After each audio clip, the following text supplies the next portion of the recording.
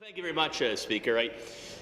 I call it the Opportunity and the Sharing Economy Act because the other one's a bit more than a mouthful. Speaker, look, there are two commodities in life that we don't have nearly enough of: time and money.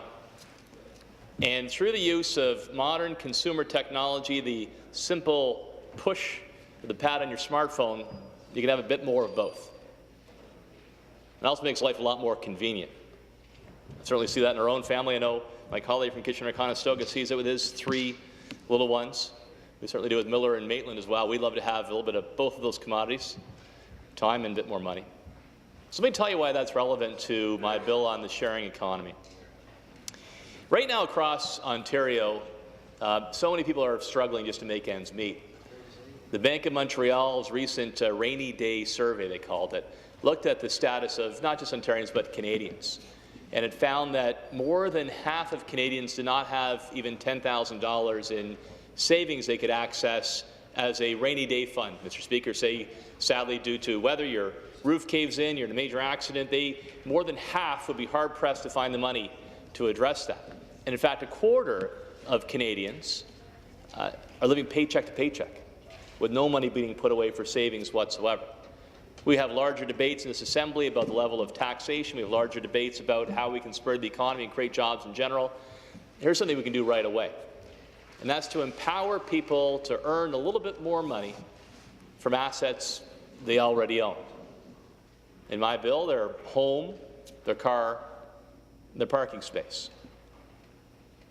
So the Opportunity in the Sharing Economy Act has really 4 major parts, Speaker, that I'll address in the time I have, and then look forward to comments from my colleagues in all 3 parties about this exciting new opportunity for Ontarians and a chance for us to lead when it comes to embracing new consumer technologies to create new jobs in our province. Right off the top, I want to say one particular thanks, and that's to Michael Wood.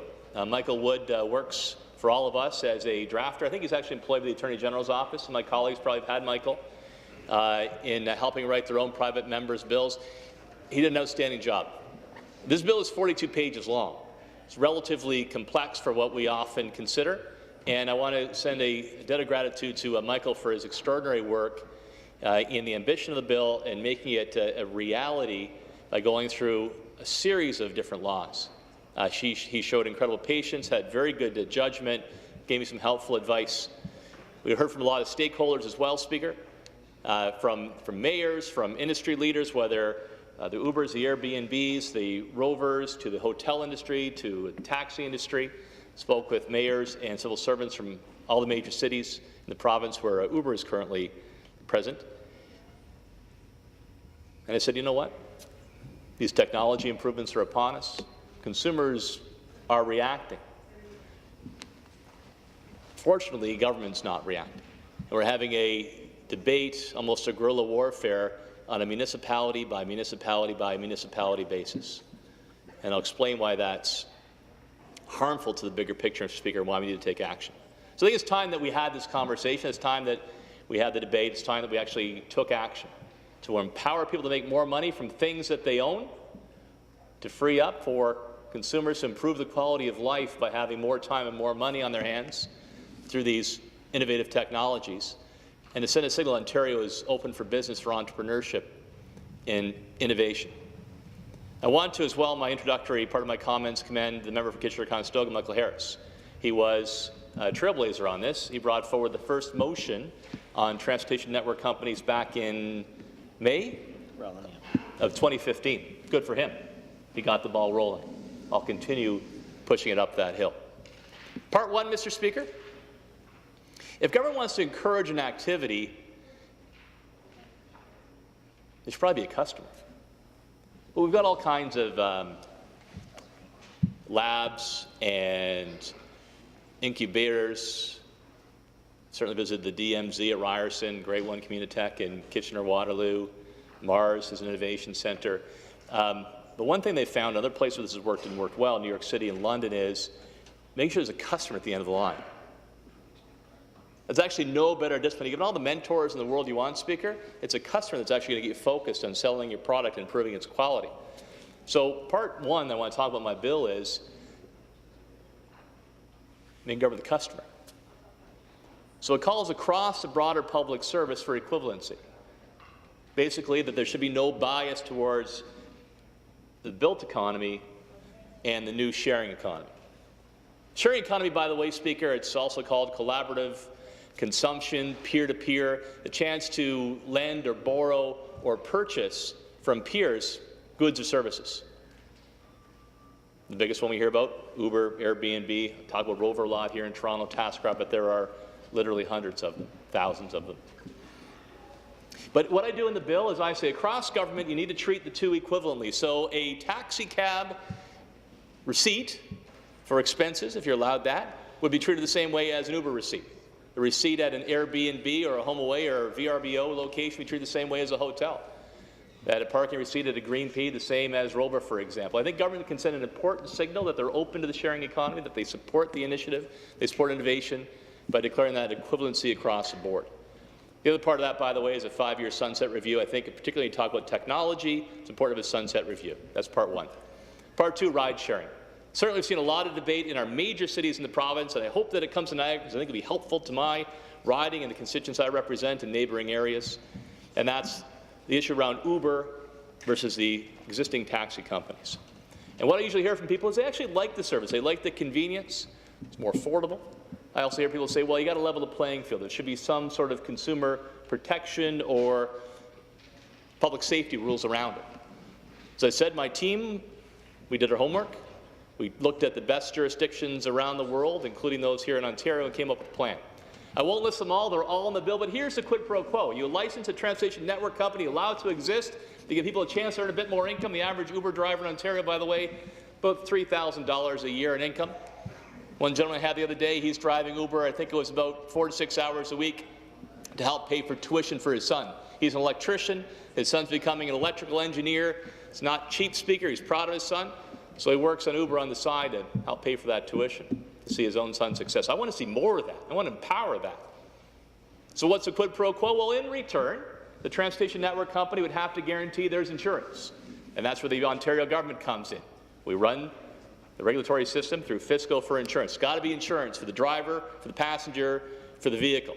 In the bill, we would set the level. And in return for a transportation network license, the drivers would have to have clean driving records. No more than 3 moving violations the last 3 years. 3 strikes, you're out. Zero tolerance policy for the use of drugs or alcohol when you're behind the wheel. Criminal background checks.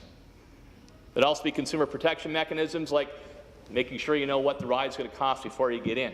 How do they calculate the fare? A chance to review the driver, and guess what? Those drivers, they review you too. They told me I'm a 4.9, so I got to continue behaving myself. That's part two. Part three, home sharing. So, look, I'm like a lot of families I think across province. I have 2 little girls, one just a little bit past an infant stage. And when you go on vacation on a trip, Speaker, you have 2 choices. You can rent out 2 hotel rooms, one for the parents, one for the kids. That's pretty expensive. Or you can rent out 1 single hotel room, pack them all in, and then everybody's miserable and nobody gets any sleep. You've been there, Speaker. So what have we done the last couple of trips? We actually went through HomeAway, and we rented a cottage. So you had the kitchen, you had a living room, you had separate rooms. There wasn't some big government check mark that said you can go here. We relied on the advice of those that have been there before, people like us. What do they say about the place? Pictures. We interacted with the owner. We've done that 7 years in a row with great success. So why not empower more of this right here in Ontario? You know what? Ontario, City of Toronto, Niagara, enormous potential. Parry Sound Muskoka, I think, for sure, too. Beautiful places to visit. So why not allow people to share part of their home? If they're away, they could have people stay at their house for compensation. You got an extra room in your place, why not? Place above the garage. So in Chicago, where this is done, the average income for a family has been about $8,500. That's all right. And we compare ourselves in Toronto a lot to Chicago. In fact, Toronto now about 7,000 listings alone. Canadians are adapting this technology quickly. It's a chance for a lot of people to make a few extra dollars and then show off their neighborhoods. In Austin, Texas, they found that, yes, the hotel revenue did decline a little bit, particularly the lower end of the market, but also brought new tourists to Austin, Texas. Those who might not have gone before because they couldn't afford it, or a new bunch of tourists, a lot of millennials, Others slightly older. I'm a pre-millennial. But they would get to stay in neighborhoods where there aren't hotels, and they found that awfully attractive. So why not, let's get going and empower Ontarians to make a little bit more money through services like Airbnb, and also gives you more choice as a consumer. So let's get going. Part number 4, parking sharing. Here's where it all wraps together. So right here in Toronto, in the province of Ontario, there's a new app called Rover. Rover basically will connect you with somebody who wants to rent out the parking spot. May not be as much use in Beamsville or Smithville, but in Toronto and Ottawa, maybe in downtown Kitchener, that can be great use. So say you have a place at Yonge and Eglinton, you've got a driveway or a lot that you own behind. You could actually rent out that spot by the hour, by the day.